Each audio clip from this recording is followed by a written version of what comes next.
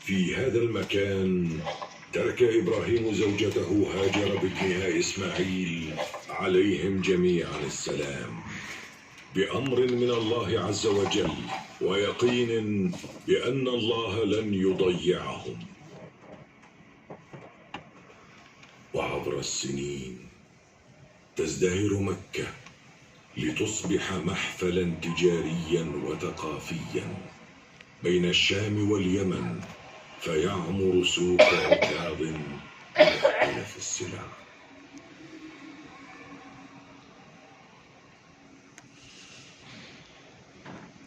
ثم تمر عصور عديدة وأعوام مديدة. في مثل هذه الدار ولد النبي صلى الله عليه وسلم، فهي دار أبيه عبد الله بن عبد المطلب وأمه آمنة بنت وهب، التي قالت إنها في ليلة ولادة محمد خرج منها نور أضاءت منه قصور الشام.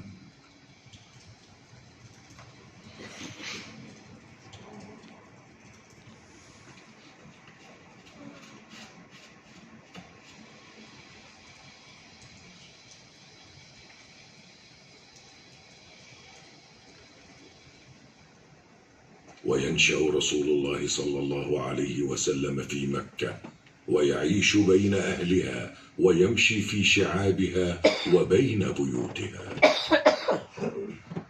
وفي مثل هذا البيت يتزوج السيدة الأولى في الإسلام، سيدة مكة الطاهرة العفيفة أم المؤمنين خديجة بنت خويلد رضي الله عنها.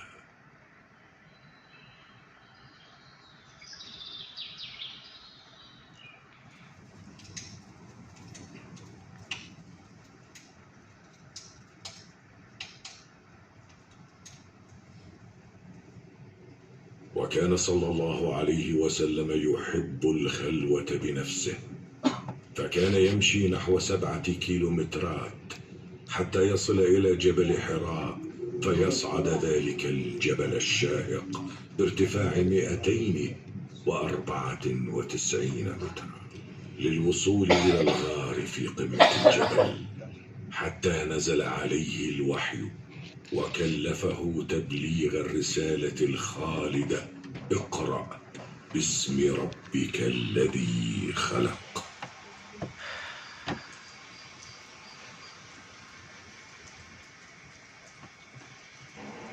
وفي ليلة مباركة انطلقت رحلة الإسراء والمعراج من مكة المكرمة إلى مدينة القدس، إلى المسجد الأقصى المبارك، أولى القبلتين وثالث الحرمين الشريفين.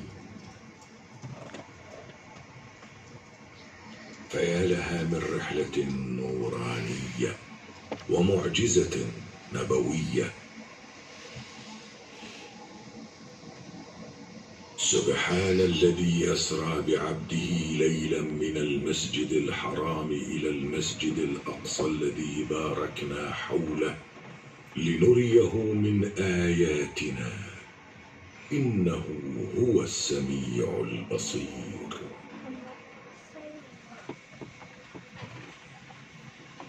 وتبدأ رحلة الهجرة المباركة.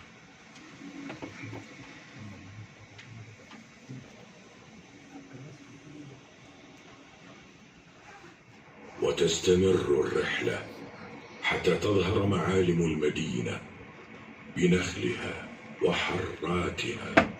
وقد علم الأنصار بقرب قدوم النبي صلى الله عليه وسلم، فظلوا ينتظرونه عند الحرة، لا يردهم إلا حر الظهيرة، حتى سمعوا مناديا يبشر بقدومه صلى الله عليه وسلم، فتسارعوا إلى استقباله وهم